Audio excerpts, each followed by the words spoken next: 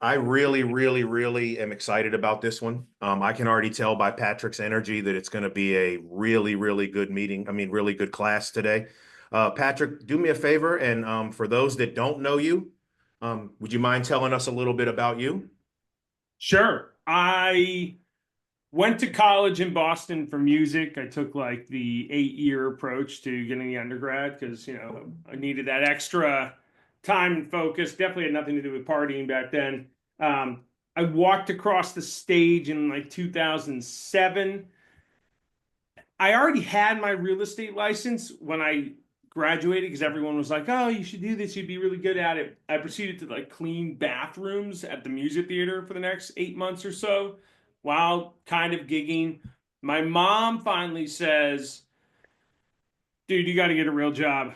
To which I said, "I don't understand why cleaning bathrooms isn't a real job, and I play gigs, once a month. What the hell, mom?" And so I went and started in real estate January 15th, 2008 in a sort of like what I would call a basement rental shop in Boston.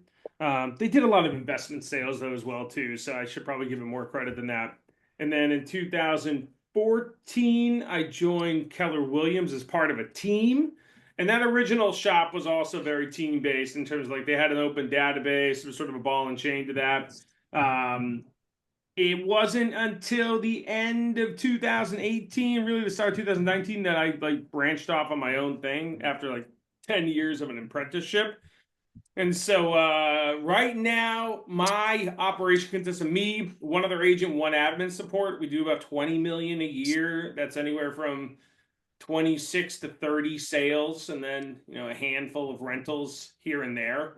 But business wise, that's what we do. And then it was late 2021, I got my ass in gear around short form video, and we closed the first deal from that February of 2022. And to this day, it makes up about 40% of our business, like short form stuff, which the majority of that is TikTok. Nice. So for the old people in the room like me, short form video is what? I would call it a reel. Maybe if you want to think of it that way, from Instagram, you're talking about something that's anywhere from probably a total of 5 seconds to they're pushing 3 minutes at this point. I'm not sure that I would really consider 3 minutes a short form video, but I will go to the minute and a half mark pretty frequently on stuff, depending on what it is. Um, Hey, good morning, all Sam. Hi Sam. I'm doing very well, sir. How are you? All of these same So you're concepts looking on for short. land, huh? Oh, hold on. Oh, Let me mute somebody. I Okay. like There we that. Yeah, all of the same concept that goes into a long form video in terms of storytelling, light, copy, how you're saying things, what's on the screen, text on the screen. That all plays into short form as well too. Even if you're talking about a 5 second and 8 second video, and the human attention span is, I don't know, 8.3 seconds or so. So go. Right. if you really want to talk about short form, that's probably it. There's some key elements between your first 1.5, 2 seconds being a hook. I think calls to action on these things are very important, but that's the basic high level of like what a reel is. It's the piece of video content on social. Yeah, my dad said that short form video is our generation's version of the elevator pitch. He's not wrong. Well, he's 83, so he definitely not wrong. And I don't think he's ever watched a short video in his life, but you know. I think what's tough about equating it to that is because of the way these algorithms work, on TikTok, you can post 10, 15 times a day. Probably wouldn't want to do that necessarily on Instagram. But maybe between stories, posts, and reels, you might be able to get there. But so you have people coming into this stream that's moving in terms of the content that's online, and they might see one thing of yours that is esoteric or different, and so having it just be your elevator pitch, I think, is a tough thing to do. Right. I think the biggest issue that I find most real estate agents have with their content on social media is that they forget most people go on social media not to do anything with real estate whatsoever, and they're on there to probably have some version of escapism. Yes, I suspect there's some learning that's involved there, but again, how many people are on there to learn about whatever the nuts and bolts of real estate are that we might be talking about that day, including the house we have for sale and that sort of stuff? Not a lot. That's really niche type of content. Right. All right. So the floor is yours. Go for it. I'll mute and unmute if you need me, but this is all you, brother. Ho, ho, ho. Amazing. Thank you. So let's start from a high level in terms of style of content for short form video. And I'm a big fan of the idea that whatever you're trying to express to the general public, the consumer, the seller, the buyer, you should be able to do that a couple different ways to get the same message across. It's going to look different when you do a 5-second video versus a 15-second video versus a 30 versus a minute versus a minute and a half, 3 minutes. But if you're talking about the general market that you're working in, and that's the framework of the piece of content, I think we all should be able to have a different form of that video that will work at 5 seconds and will also work at a minute 30 seconds. So, that's something to just be thinking about and trying as you are going through and experimenting with content. The other thing is, as I alluded to right before this, people don't go on social media for real estate. They go on for almost every single other reason you could think of other than that. To lurk, to learn, to be entertained. So I think that having a channel that is focused just on real estate, yes, there's accounts that do it, and they do it incredibly well. But even those accounts probably have a tinge of humor, a tinge of education that's outside of real estate to them. I'm a big fan of, look, this goes back to like Gary Vee was talking about this 10 plus years ago, the mayor of, your town and your area, right? And when I started off doing short form videos, a lot of the stuff that I was doing was imitating other real estate agents and what they were doing with trending videos per se.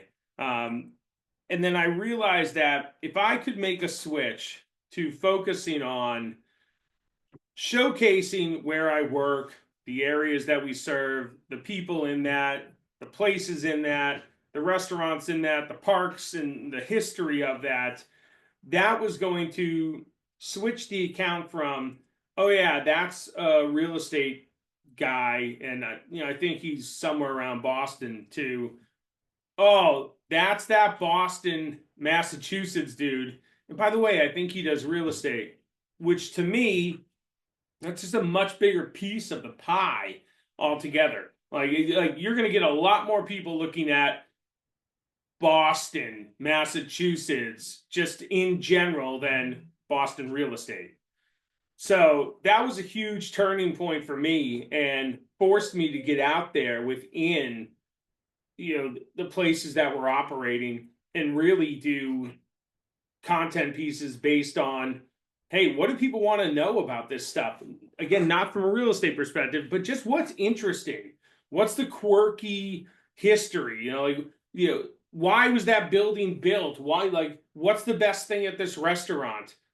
Where's the best ice cream? And inside of doing that, you're then creating polarizing opinions in terms of, hey, this is the best pizza I've ever had. That's an extremely polarizing statement. And that gets people sort of riled up one way or the other, good or bad, it doesn't matter. And so that I consider top of the funnel type of content where you're getting eyeballs, whether it's 10,000 views, 3 million views, that's top level content. I'm not even making a call to action in any of that stuff. I'm not trying to convert anyone. Yes, I want overall follower count to increase from that. And at the same time, then my goal is to, how can we further entertain these people? How can we further bring them back? Because over time, if they're seeing 2, 3, 4, 15 of the pieces of content I put out on that one platform, they're going to know I'm a real estate agent. I don't need to tell them I'm a real estate agent. But I might be able to sneak in a video there that is if you call it a right hook, for example, where I say, hey, if you're looking to buy or sell in the Boston area, reach out, DM us. We would love to work with you. That's the right hook that I've earned the right to give after giving entertainment and value and education over the vast consistency of the content that we put out. So that's in a nutshell what I aim to do. And one of the things I think people struggle with the most when they're thinking about the content they put out is they don't have big pillars. I don't think this is a new thing to anyone, but look, buying, selling, probably the money and investment of real estate, and then the areas we serve are what I focus on. Sure, there's some family stuff in there as well too, so a little bit of personal, but I would really say that 80%, 85% of the content that I put out is just focused on people, places, and things in and around the different locations we're at. Period. I love that. I love that you said you earned the right to throw that right hook in there too. I'm stealing the right hook reference, but Please. yeah, I always say you can't go to a bank you don't have an account and ask for withdrawals, right? No, no way. Yeah, And that's awesome. if I'm only on there posting, look, when I post a picture of a listing that we have, or buyer closed, or any like, I'm not, your audience, the general public, if you're a real estate agent, they expect you to be doing real estate. Like I look at it as that's a given. And so yeah, every once in a while, mentioning that stuff is fine. But if I'm doing it for 25% of the transactions we do, I'd say that's a lot. And personally, I'm also doing that because we're big on confidentiality up here. The only way I'm putting someone's property online, hey, if you're a seller, you're sort of expecting it, right? But if you're a buyer and you're buying a place, I don't know, unless I have that conversation with you, because God knows, do you want your uncle to know that you just bought a $1.2 million property? I don't know. Not my call to make. And again, the people that care about that are generally more real estate agents and maybe the clients that you were referencing in their family. Like my mom doesn't give a damn about what house we closed. Like she's like, why? Like, come on, take a break. Yeah. So you gotta remember that stuff. And I think that way too many agents are focused on social validity within other agents regarding the buying and selling of real estate and how successful that they are. Whereas, look, if you are out there in your town, going to local businesses, walking by, you know what new projects are coming in, projects are going away. They're talking about redoing these schools. Like that's the type of stuff that you're almost doing like info journalism, entertainment info journalism that really can grab attention. Like that's the stuff people want to see, and it shows that you know the areas that you serve, right? Very Who would expert. know it better? Yeah, than the real estate agent. We have a question in the chat. It says, what is your system and how many posts a day and how do you distribute? Oh man, my system. Let's talk about posts a day first of all. So this is my main source of lead generation at this point. We switched from Sphere. Well, okay, Sphere is still like essentially 60% of it in the sense that between referrals and past clients, that takes about 60% of my business. So there is some stuff going on there, but I wake up and I look at it as, what are we supposed to do? Lead generate 3 to 4 hours a day? Well, I better be making content 3 to 4 hours a day. And some of that will be preparation. Some of that is researching, setting up Google alerts for specific keywords and places just to really have an idea of what's going on there. Going and looking at, the city of Boston planning board and what's coming through the pipeline there. reading about, hey, what new restaurants are opening. So there's a fair amount of planning involved there. But my goal is on TikTok, my goal would be to post 4 to 5 times a day. And then on Instagram, it's probably 3, but there's times where I do more than that. And the 4 to 5 times might sound a lot, but you have to remember that on both these platforms, but TikTok in particular, you can do a reply to a comment with a video. And so that's huge. There's times where I can sit down, I'll spin off 8 to 10 of those in an hour and a half. And there's no better way to help build your audience and trust than doing that. I mean, you're doing a direct video response with someone.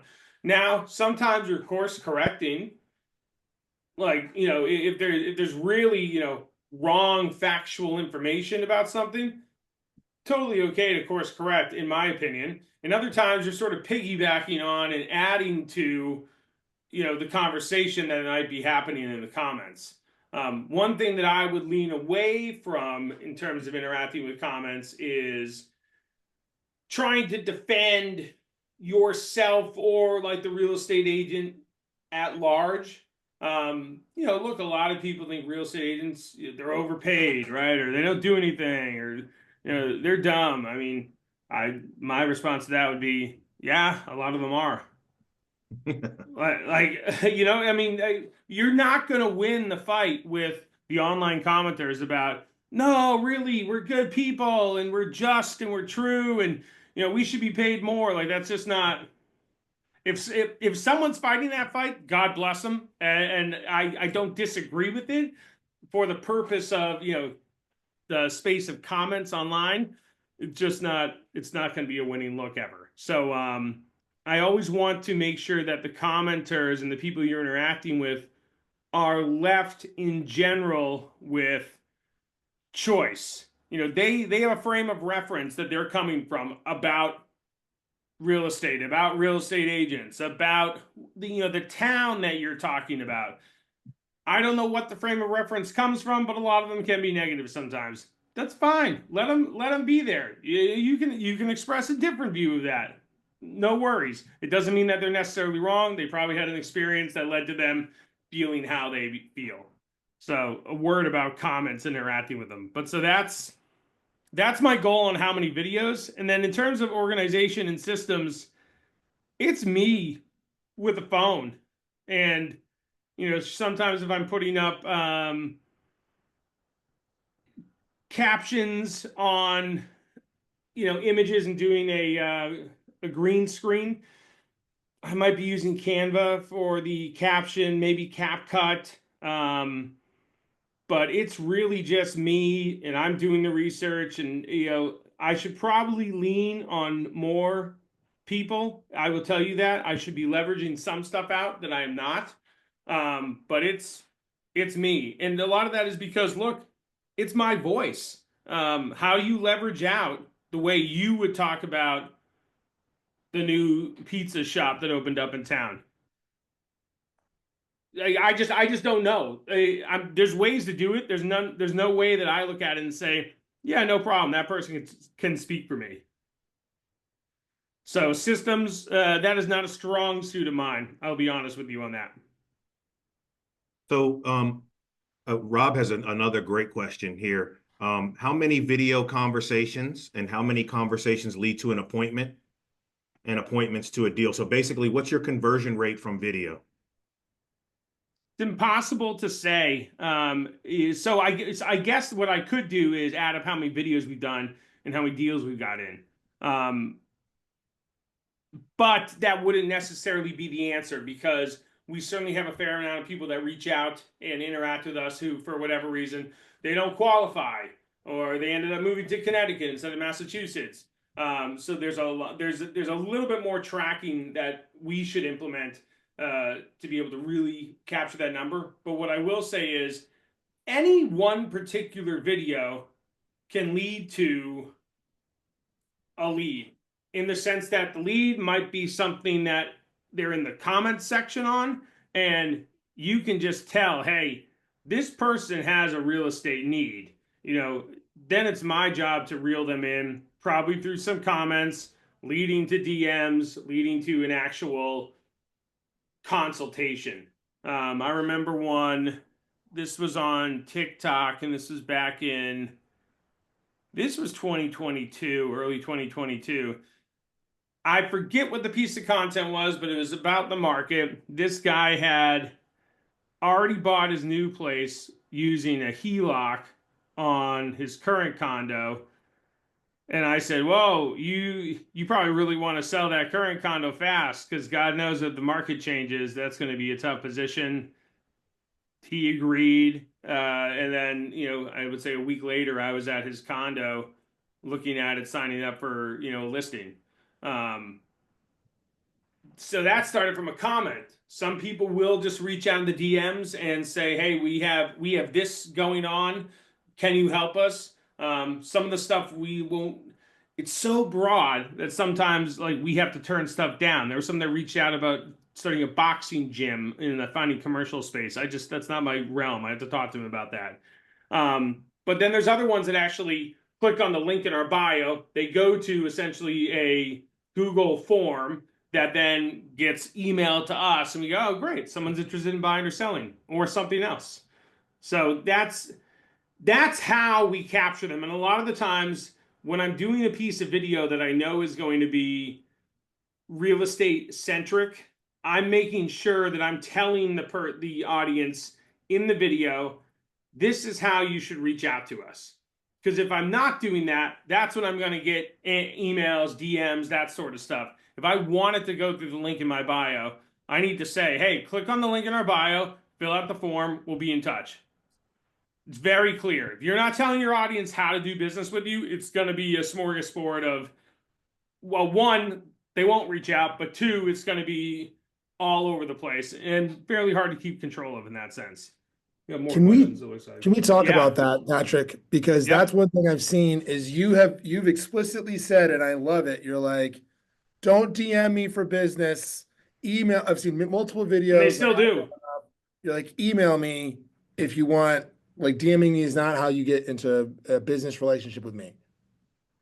Yeah, and I will say I probably miss business because of that at times, but that's also a choice in the sense that, yeah, I could bring someone on to monitor that, and at the end of the day, tell me which ones to respond to. But yeah, it's just there's so many DMs, and look, so many of it is just someone laugh reacting to something, or again agreeing with a piece of content I put out. But because there's so much of it at this point, stuff that might be a serious interaction that can get missed. And so yeah, no, I'm very clear. Right there, I should probably move the only pin post to "don't send a DM," but well, that might be what we change actually. So yeah, I'm very clear. If you want to do business with us, you can shoot us an email. I would prefer if you fill out the form on the link in our bio. I also understand time is limited for people. So those, because my team gets that. The three of us get that stuff, versus just me in the DMs, which God knows if someone was DMing me now, I mean, by the time we're done, who knows how many other ones I have? Good luck. So No, I think that's a great point. Lauren had a question, but I think you might have answered it, which is how are you getting people out of Instagram and out of TikTok and over to your database? And I'm gonna frame this. Patrick and I met through KW Young Professionals, and we got to see the guys from Broke Agent Media. They had built, their like meme kind of account, and then they had like turned into like, Broke Agent Media after the Broke Agents. And what they were doing, I remember this, is they were building an email list. They had built this giant Instagram following and they were building an email list because email is the ultimate conversion. And so for them, they need that. Now, what you're doing video, you're also branding and you're also staying top of the mind for your referral network. So I think your videos serve multiple purposes, but how do you get people from your social media followers? There's like 80,000 on the two platforms over into your database. yep. So essentially, the only people right now that we really are looking for to bring in our database are the ones that want to transact. very soon we're probably going to switch that to just creating that larger email list, because that really is where so much of the value is, creating that database. But so right now it is, hey, if you're interested in doing business with us, you're going to reach out to us. We're going to have your contact, like, period. And we get probably anywhere between 8 to 10 leads a month, like, not even doing the, like, hey, if you're looking to buy or sell in the Boston area, just from me fucking eating like pizza at, like, you know, with like shoving like pie in my mouth sometimes, and yeah, and doing a tour once in a while here and there. Like, we very rarely am I asking for it at this moment. I should be asking for it more. But so right now we get people in because they either email us or they fill out the form, and hey, we have them, and then we're having a direct conversation. What I would like to do, because I've done a little bit of this in the past and it worked really well, but we had a piece of collateral that was, you know, the top 10 pizza places in the North Shore. And when we went to give that away, I think we got 175 contacts. And this was like a throwaway for me. I was playing around with ClickFunnels, just seeing, like, you know, could I even make a funnel that actually worked, where someone could actually fill in their stuff and, like, you know, they could get the piece of collateral. That's all I wanted to care about. I did not care about trying to get contacts. That gave us 175 contacts. So sooner than later, we're going to be doing more of that stuff, where it's, you know, hey, what's the piece of collateral that can deal with places around Boston, food around Boston, the best donut, you know, the best you know, plate of spaghetti, whatever it is, to capture people's contact. And obviously within that capture, you know, we're letting them know that, hey, you may hear from us from time to time. And then the types of content that I would be sending out from that, sure, it might be an email newsletter, but it's going to be really, really packed with local stuff. I don't think it's necessarily going to have a specific format that I always follow, because I think that if you follow any format on an email newsletter, you run the risk of people going, oh yeah, it's that newsletter, no matter what it is. So I think sometimes it will just be maybe sending one-offs about, hey, did you hear? And whatever the body of it is. Trying to do things that are a little bit left of whatever the traditional norm is will most likely keep people on your subscriber list longer. And I say that having not done it. So there you go. Well, I'll give some context here because, you know, from talking to Patrick, right? Patrick is a personality. If you go watch his content, like I'd like to be that. I don't know if like he's amazing at walking very distinctly, engaging with people, being like great social media personality, which is hard to copy. Someone was asking like, what are the things to help a video get more views? Cover photo with text, question at the front, etc. What have you seen? Because I've seen you do some different strategies. I've seen you do run some just pure like TikTok engagement strategies. Go back if you want to laugh. Patrick ran a whole series about misidentifying global landmarks as different parts of New England, and people were Yeah, them that in was the good. comments, and it was great. So yeah, look, I don't think anyone has to necessarily go face to camera to grow an account.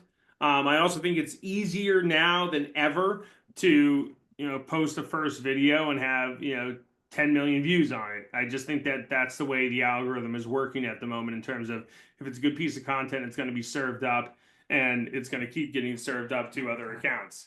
So with saying that, a really good piece of content can be a video, picture playing in the background with text on the screen.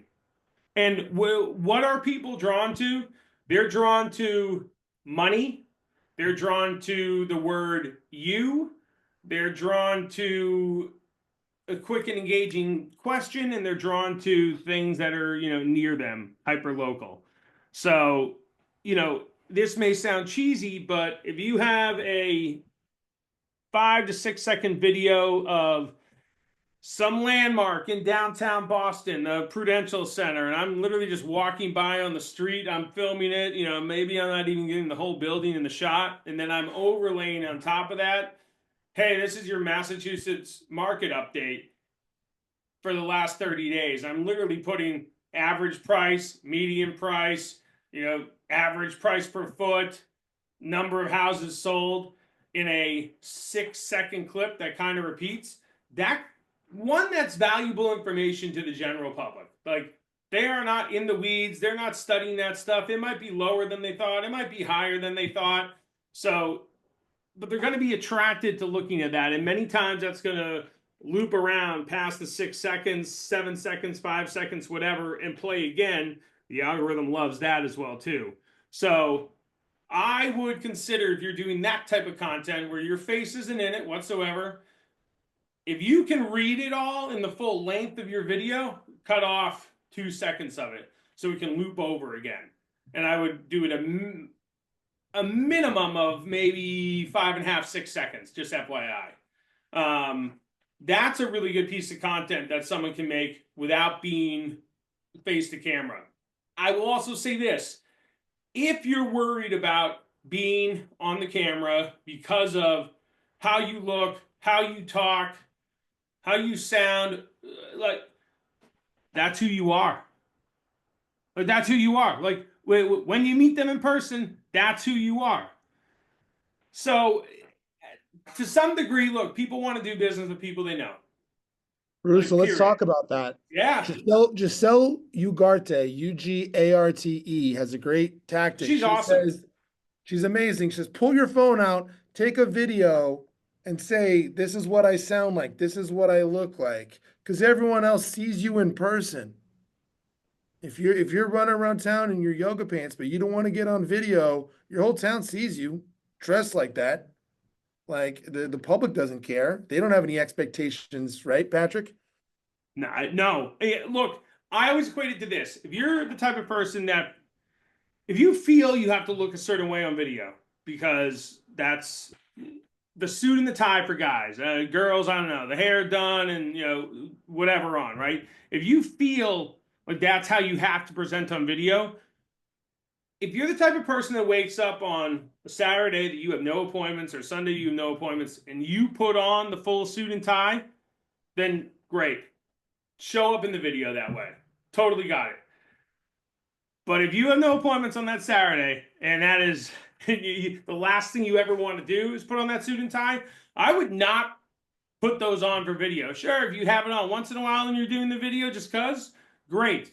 But what's going to happen eventually is there's going to be a day where you wake up and you go, I don't want to fucking record. Like, I don't want to put on the tie. Well, that was a choice to, like, feel like you have to be in the tie. I mean, look, there's people that are intimidated by people in suits, right? That's a real thing. And I wouldn't even necessarily say that money in, like, high net worth clients are attracted to that. You look at the way Elon Musk dresses. Like, I've never seen that guy in a suit. I've never seen Tim Cook from Apple in a suit. I've never seen Mark Zuckerberg in a suit. I know the biggest investors that we work with, they look like the painter of, like, the property. So you have to be comfortable, though. And unfortunately, there's no way to get over how you sound, how you look without doing it. There's no way to get better at speaking to the camera than doing it. So, how quick can you get your 10,000 hours in, right? Like, that's a real thing. I have one question before we go to you, Drew. And this last thing is, so Patrick runs, well, first, just real quick, what percentage of your business is agent to agent referrals? It's down from the height of it. I would say it's probably 20 to 25%. Okay. Right now. Because one of the things, and then with your brand, did you develop that yourself? Did you have a consultant? Because you've got a very clearly defined brand, like your brand manager, your font, all that stuff. Yeah. So I've been doing social media since, like, Facebook from 2006, Instagram, like, as soon as you could create an account, right? So there was a long buildup of me being sort of comfortable on camera and putting myself out there. But in December of 2021, I hired a TikTok, like, coach, because I didn't want to do TikTok. I really wanted nothing to do with it, but I saw some other agents around the country. They had 5,000 followers, 10,000 followers, and I felt to myself, all right, well, this is completely ridiculous, but like whatever. If we can get some social validation on there and get the account to 5,000 followers, I'd be psyched. So I hired this coach. The reason I hired the coach is in that space of business coaching for social, which seems like it's a pretty big space these days. And this is no offense to anyone out there, because some of them, like Giselle, for example, is incredible. There's a lot of really attractive females who are coaches, and they know what they're doing. They are dead on. Like, I would follow them to the grave. And then there's this one guy, the ginger marketer, who is this pretty ugly redhead from England. And he just happened to have like the most followers. And I was like, okay, look, something's different here. So let's go with that. And it was really through him I got out of doing the satirical content, the trending content, because this is what he really made me realize. When you're doing a piece of satire where you're copying whatever the dance is and the words are on the screen, you're usually talking about the buyer, about the seller.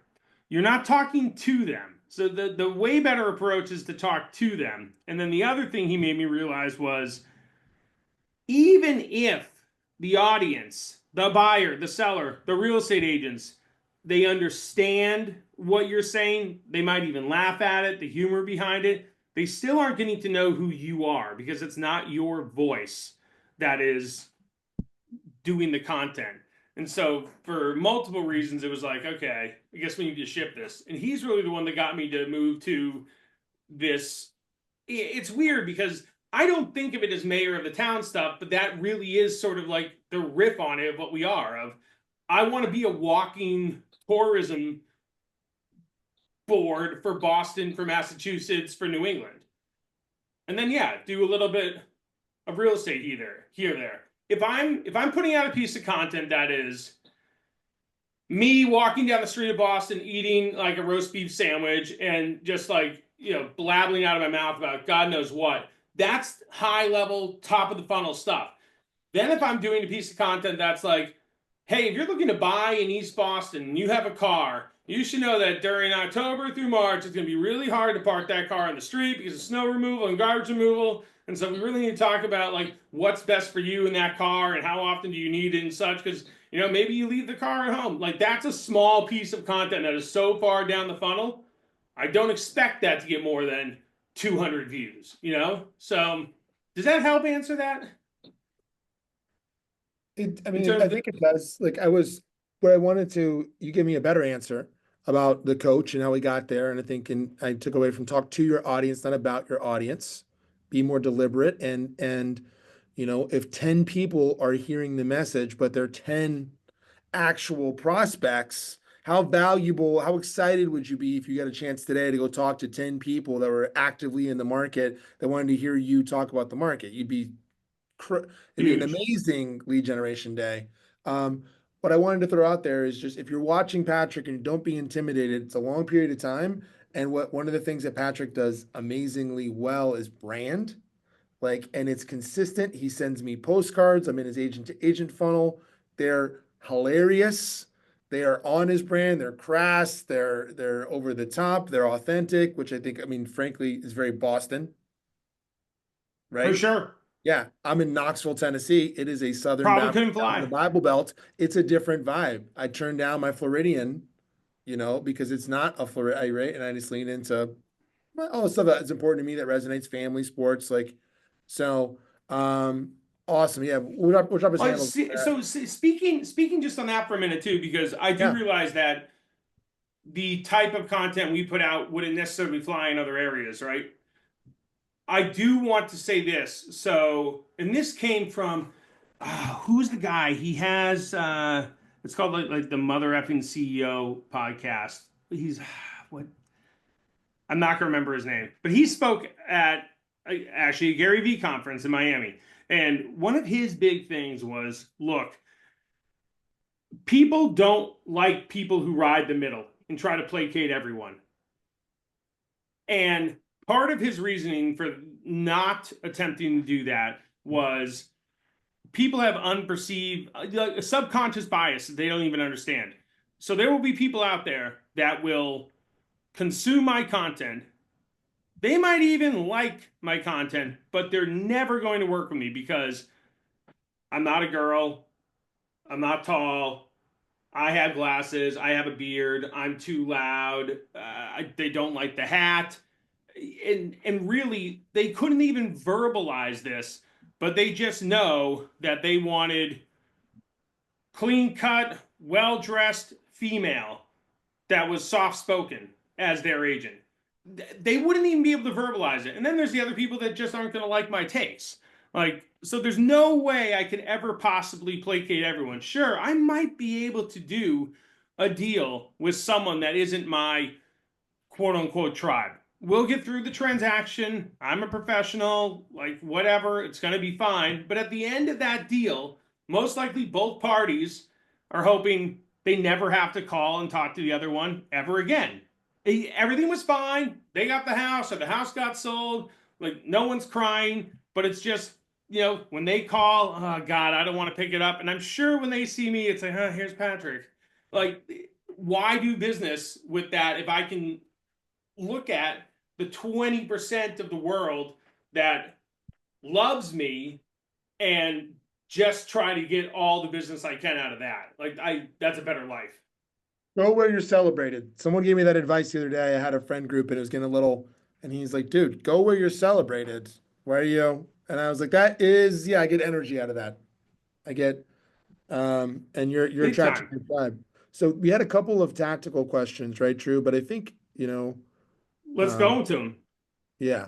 So I know we're short for time, and I know a couple people may have had questions. A while back, we had a gentleman ask, and I think we got the answer, sort of, but I want to just follow up and make sure. I want to read it verbatim here. Please. What are the things that help make a video get more views? Cover photo with text, questions at the front, etc. And I know we got some answers, but I want to just dive back into that. Motion and light are two really big things. Like if you can film outside, you have the best light in the world. And then motion. And motion doesn't have to necessarily be the camera panning or up and down. Like you can have a video like this of me, but maybe it's me blinking my eye, turning my head. Like, so motion matters. And that combination of light and motion, at least in the first 3 seconds of the video, is going to be part of the hook that brings people in. Because look, the longer someone watches a video, the more the algorithm feeds it out. If you have 100 people that watch it for, 2.5 seconds, great, it's going to feed it out to another, 100 people and keep going like that. Motion and light. And then what are you saying during that first 1.5, 2 seconds? And I would argue that because so many people watch Reels, TikTok, Instagram with their phone off, whether you have captions that you put on or the actual engagement in the, title of it, that's going to be a giant piece to retaining people. And I would also say this, I think that there is a place in social media for incredibly well executed and edited videos that look professional. There's absolutely a place for that. And look, some of them are some of the biggest, viral videos in the world. But there's also a really big place for just, hey, this is where I am. This is what I'm recording. Yep, it's not perfect because the lighting isn't perfect. And like that spontaneity of content will probably outperform the edited video at least 50% of the time. So don't feel like you have to have some professional setup with this as well too. Work on your hooks. Like there's nothing wrong with doing the exact 8-second video and then posting it again 2 days later with a different caption on it. Did that make a difference? I do that all the time. In fact, I did that once with, it was actually a property tour. We had a home coming to market. I started the original video kind of looking at the the number on the house and pan down to the welcome mat and then went inside. And from there was the same video. That got about 2,500 views. I knew it was a good video. The guy at the time I was working this said, yeah, well, you're starting with like a number on the house and the welcome mat. Like, no one knows what the fuck that is. Like, we got to switch that out. So we changed it to just a full exterior picture of the house. We put something about see what under 700,000 gets you south of Boston. So money, Boston, that was attractive. That when we reposted it, I don't know, 45,000 views. So make those adjustments once in a while. It's not just that the video was bad. It was just, it needed a little bit of tweaking. Rob, you said you had a question like 10 minutes ago, and then I'll go to Ray. It's more about just tactically the tools that he's using in order to edit the 4 or 5 a day because he's doing it himself. Are you doing it with CapCut? CapCut, How quickly Canva. does? I do it and most. I do it. Yep, keep going. Yeah, I was going to say, how long, like how quickly do you have it down now in order to execute that play? I don't have a specific format on my editing in the sense that every single video I look at as like a new composition. Sometimes they can take long because I'm a big fan of record, record, record. And so I might have a 4-minute piece of video that I chop into, hey, I took the seconds 20 through 23 to start with, and then I went back and used the 11 to 12 and a half second mark, and then I used the very ending of it, the ending 5 seconds, and then so I'm a big fan of splicing that together to cut out the fat and really make the point that I was talking about. I generally almost always try to edit natively in the app on TikTok and Instagram. I hate Facebook's editing, so I never edit in there. I do not use CapCut that much. Part of it's because I paid for a pro account and then I didn't get access to it. I'm still fighting that out with them. But I never really use it that much. I do think it's a tool that is clearly good and a lot of people use it. I just am used to editing natively within the app. Awesome. And then Ray said, how much time are you dedicating every day to creating and posting video content? Between the research and the filming and the actual posting, it's my day, it's 4 to 5 hours. Sure, there's days where there's none just because it was like we were heavy, client that day, but it's business development, right? So it's just that's what it is to me. So it's like it's always ongoing. If you are successful in your business at letters, at door knocking, at cold calling, I would not stop that and go 4 to 5 hours on social. But I would be judicial about, hey, can I build an hour in a day? And what's that going to get me? And can I go from, hey, I don't really post anything, or I post 2, 3 times a month, to, hey, consistently 1 post a week. And if you can nail that for 3 months, then I would look at, hey, how can I get this up to 3 posts a week, for the next 3 months? And if you nail that, keep going. Look, consistency is huge. It's the same with any lead generation thing. Like, I can't just do 4 hours of cold calling and expect to get a listing. Like, yes, that might happen. But if that's really the only time I put towards cold calling, I might get a result. I might not get a result. People, that's the nature of the business. So for me, it's 3 to 4 hours. And any one particular piece, look, I can put stuff out that takes me 30 seconds to edit. But it depends on exactly what I'm doing. Because sometimes, yeah, it might take me a half an hour to put something together once I have the recording.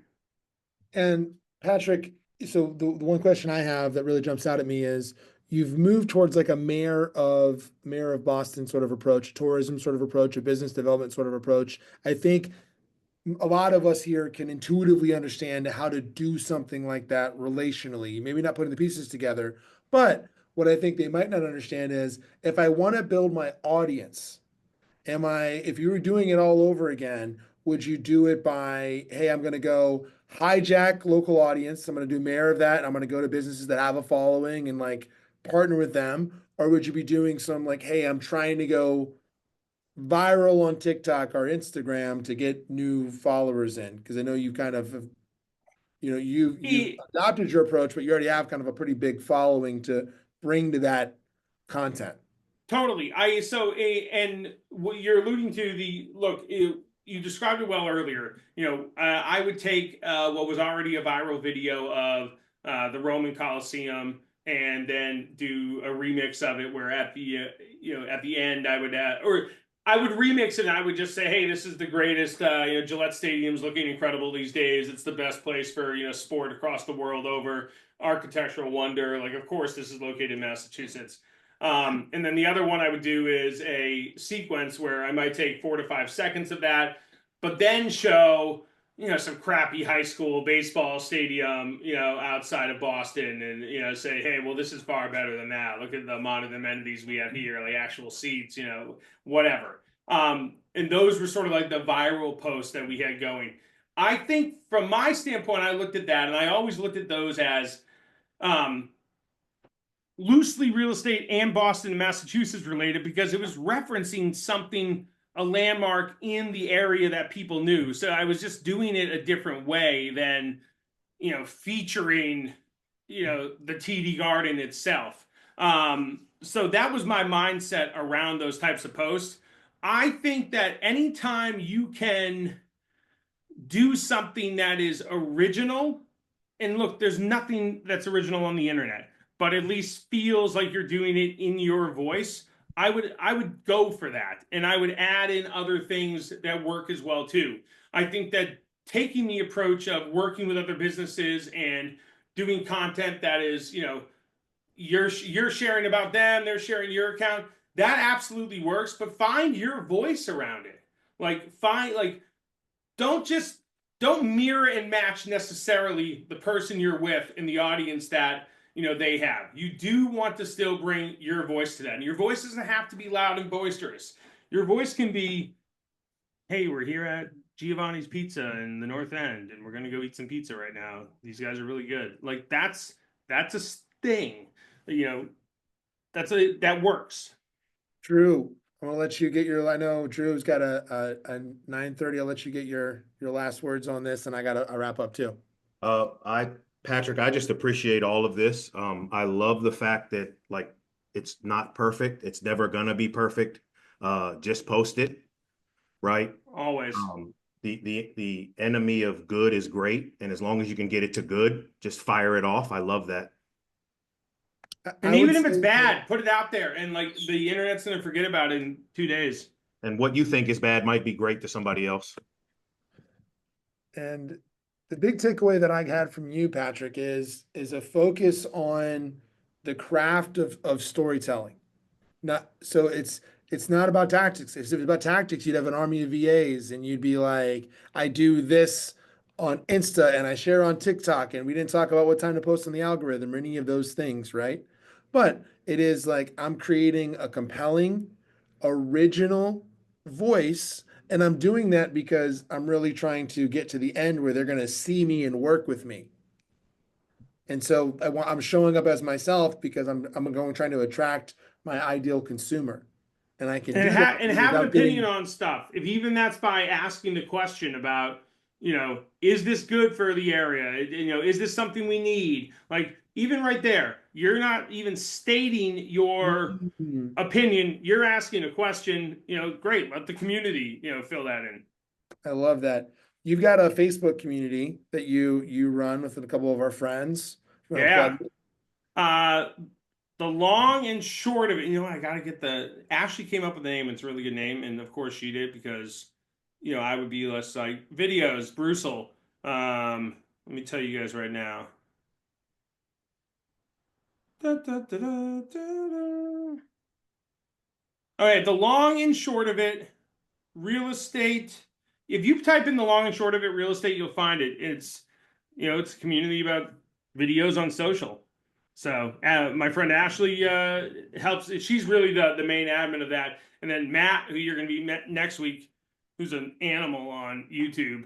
and getting to be an animal on short form as well too, to be honest. Like talk about diverse. So, Yeah. but if you want to ask these questions, if you want to like post a video and get specific feedback and what do That you think of the group. caption, that is a group. It's like, so when we're doing this, what I want, our goal for all of this on Tactical Tuesday is we're introducing you into our world. You're the average of the 5 people we spend the most time with, and these are people that want to be in relationship with you. Like you could come in there, and Patrick and Ashley and Matt will participate, and there's amazing other creators in the group that are active that are also participating and giving feedback. Like There's people in that group that I wish a collaborative environment. Yeah, no, there's some members of that group that are insanely good creators. Who they get on the phone with Meta and talk about, what's the thing that's coming up. Like Meta don't tell me about that. So Yeah. So, but again, you create a community to attract like the tribe you want to be in. And so like you created the marketplace and now you've got people, you're like, great. I've got the link to the Facebook group. Yeah, I will find it, Sheree. I'll Google it really fast for you. I'll see if I can also do it. I'm so bad at this stuff. You I type got in it. exactly what was there, it'll come up. I just requested to join. Perfect. Yeah. Patrick, this So- was awesome. Thank you, I'm guys. fired up. No, thank you, man. This was fire. This was absolute. I'm excited. I always would look at a video and say, I don't think I'll post this, but now I'm just going to start firing them off. Who cares? Honestly, if that connects with 3 people, like great, Yeah. And I'll leave you guys with one last thing. If there was a video of which 25,000 comments were like, dude, you're the dumbest real estate agent ever, that would be a fire piece of content.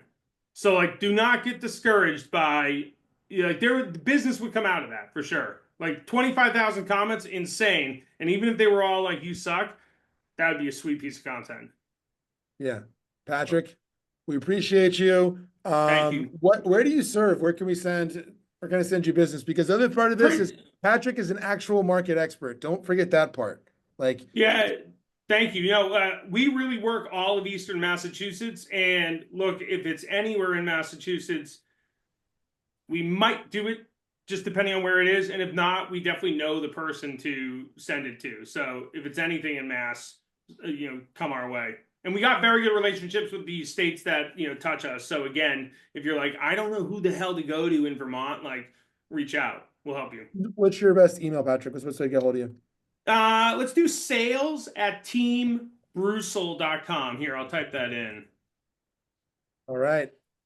Hey, dropped it in Wasn't there. typing in. Sales@teambrusil.com.